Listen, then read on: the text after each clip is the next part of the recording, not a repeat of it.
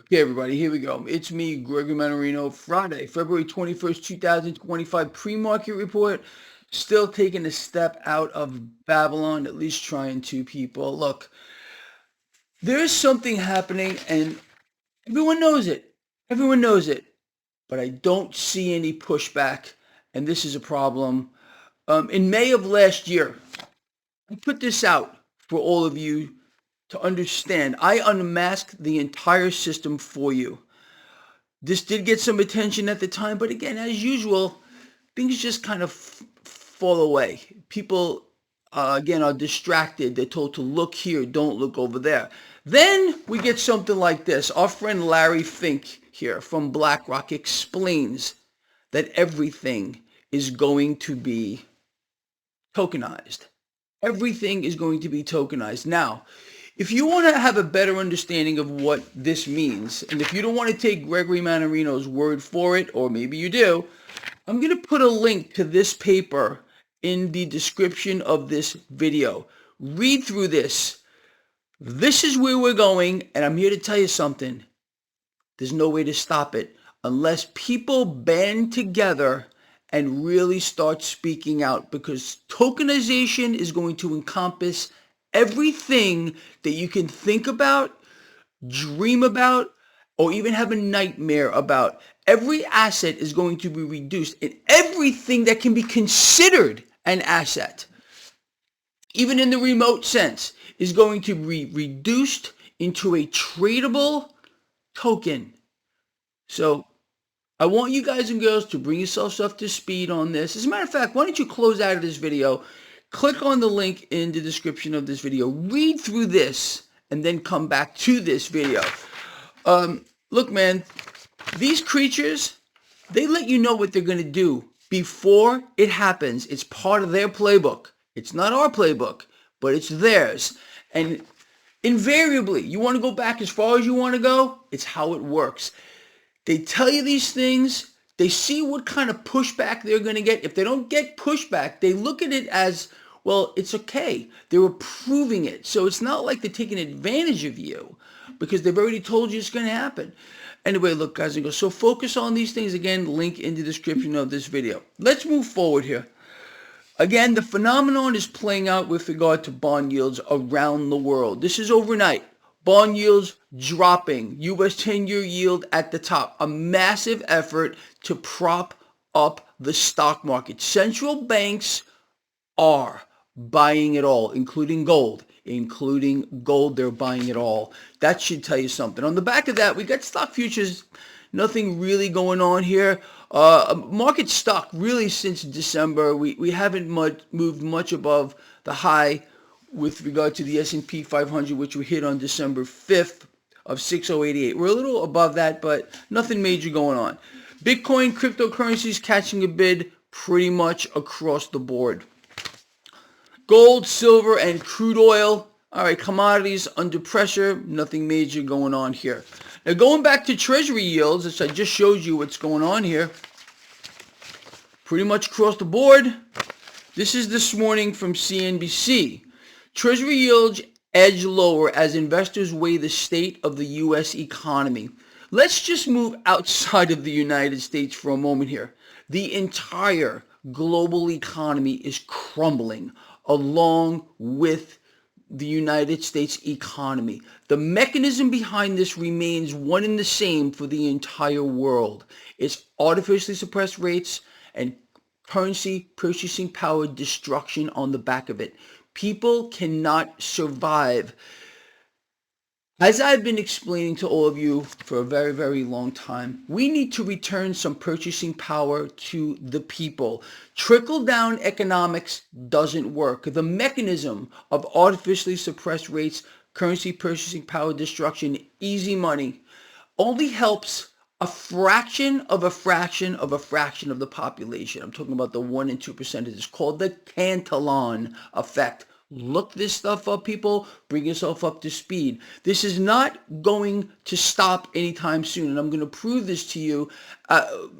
Again, we got some interesting news this morning and yesterday from our U.S. Treasury Secretary Scott Bessent, and something interesting out of President Trump's perspective on things, and he's not wrong. But let's shed a little light on this. So here's an interesting topic I want to talk about again. So stocks saw some pressure because Walmart guidance renewed worries about consumers. Big retail is screaming from rooftops that the consumer is weak. The consumer is weak. The consumer is weak. Why is the consumer weak?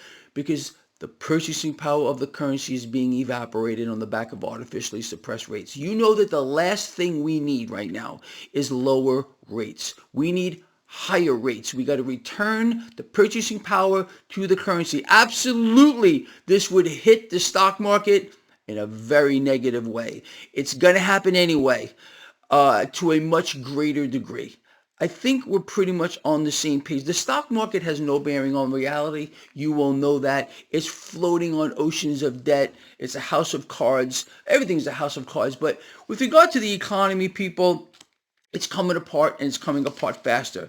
So our Treasury Secretary, Scott Bessent, this morning on Bloomberg was explaining how they have to work, quote, have to work to bring the 10-year yield down. Why are they talking about the 10-year yield? It's the benchmark. You all know that. The phenomenon of central banks actually getting in here and making an announcement that they're going to be cutting rates, it doesn't even matter anymore. It's all about, in fact, look at this comment. Bessent, focus on the 10-year U.S. Treasury yield may let the Fed off the hook. Because if central banks are in here buying debt, you see what's happening to global bond yields. They're falling off of a cliff here. I just showed it to you. Where is it? Hold that thought. Here. Down across the board. That means central banks are buying all the debt. They're buying all the debt. They're buying all the gold. They're buying everything here. So, do you really want to let the Fed off the hook? Do you think this is a good idea? Honestly, what Bessent was speaking about on Bloomberg was home affordability. As a matter of fact, he said we're in a home affordability crisis. Again, the U.S. Treasury Secretary of the United States, Scott Bessent, is saying we are in a home affordability crisis. What brought about this home affordability crisis that Scott Bessent is talking about? Or this crisis of the currency that we're actually in? He can't tell you that. Bessent can't tell you that homes and everything else is becoming unaffordable because the currency is being dissolved systematically and deliberately. That's really the crisis we're in. It's not about a home affordability crisis, and lower rates is not going to bring the price of housing down. It's going to inflate it. Again, the root cause of the entire problem is currency purchasing power losses. That's why we're in a home affordability crisis or a cost of living crisis. But Bessent will not tell you that. What he is going to tell you is we need to lower rates. The 10-year yield more specifically, because everything is based off of the benchmark 10-year yield. This is a lie, in my opinion here. Again, let's let the Fed off the hook so they don't have to officially announce that they're cutting rates, but allow them to get into the debt market. But again, the U.S. Treasury Secretary nor the President of the United States can get into the debt market and buy all the debt. Okay? But that's what they're calling on the Fed to do. Now, let's talk about this one here. I had something else for you. I don't even know where I put it, unfortunately. This is on Fox Business, where President Trump is acknowledging that inflation is back. Let me read this to you. So Trump acknowledges inflation is back, but blames Biden. President Trump is correct in what he's saying here, but there's a twist. Let's talk about that. So President Donald Trump, in an interview with Fox Business, Sean Hannity said and acknowledged that inflation is on the rise again. Quote, Trump, inflation is back. I had nothing to do with it. You want to blame someone? Blame Biden's reckless spending. Okay. All right. Spending 100%. At least he understands that. The man is not stupid. I've told you this 1,000 times. All right. But again, let's look at the last three presidents. Look at what Obama did, Trump himself, and Biden did. Vastly working with the Fed to inflate the debt. And the issue with inflation coming back is the lag effect. Again, we have a near historic low with regard to money velocity, or the rate at which cash is moving through the economy. A massive lag effect on the back of that. It doesn't happen overnight. It could take years. And the truth of the matter is all of these extra bills that have been created out of nothing are now coming home to roost. Spending, absolutely. Let's give credit where credit's due. Trump is correct, but again, he did participate in this along with Obama as well. You didn't hear about any of this. You're not hearing about the lag effect with regards to how inflation rears its ugly head. And because the money velocity, or the rate at which cash moves through the economy, is near historic lows, we're getting a little blip higher, as I described to you recently multiple times. This is all these extra bills now starting to chase, in this case, a lesser amount of goods. This is economics 101. You all know that. It can't be stopped now, especially when you got Besant here talking about, let's let the Fed off the hook.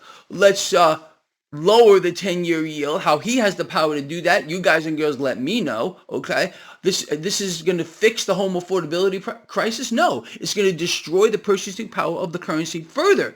Trump knows there's a problem here, but he's not addressing the root cause here. Yes, spending is a part of it. There's no doubt about it. And he's right. But he's not addressing the fact that the currency is being evaporated. And his own Treasury Secretary is saying, well, we need lower rates, just like Trump is saying the same thing along with Elizabeth Warren. We do not need lower rates, people.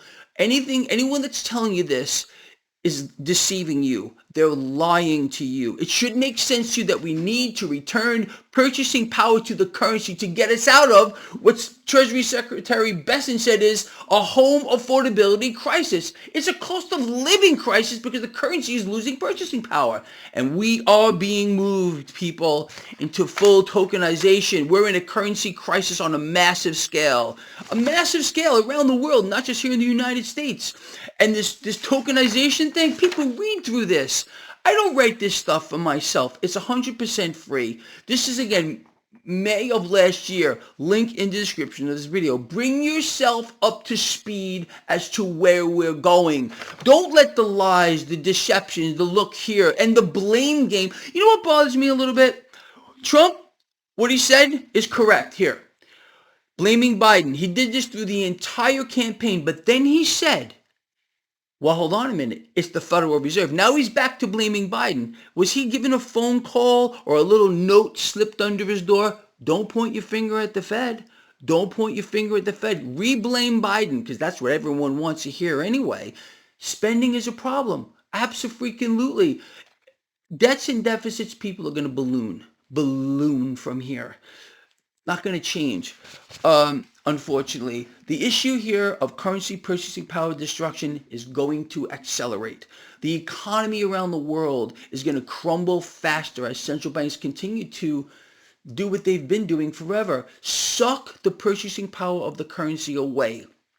It's going away, all of it. And we are being thrust into a new system, bridged first into a crypto system and then to full tokenization. So bring yourself up to speed on this. And if you don't like it, please push back. Start to, take some kind of action, because everyone knows it's coming. And this is what really drives me nuts. People know it's coming. They're being told it's coming, but it's part of their playbook. They have to tell you first. And then when it happens, people go, hold on a minute. I don't want this. I didn't want this. Well, then take action now if this is not what you want. All right? All right, guys and girls, listen, I'm going to let you all go. I hope we've covered some stuff here that makes sense to you. If I've earned your thumbs up, I'd appreciate that.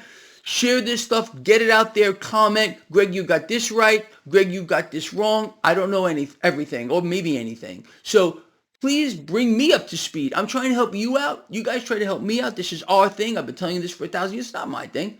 Our thing. And we're making a difference here in the world. People, I honestly believe that. And that's all I care about, is making a positive difference in this world. All right. Love you all from the heart with all I got. I'll see you later, 4 or 5 p.m. Eastern for the live stream. I hope it works out. They cut me off twice yesterday.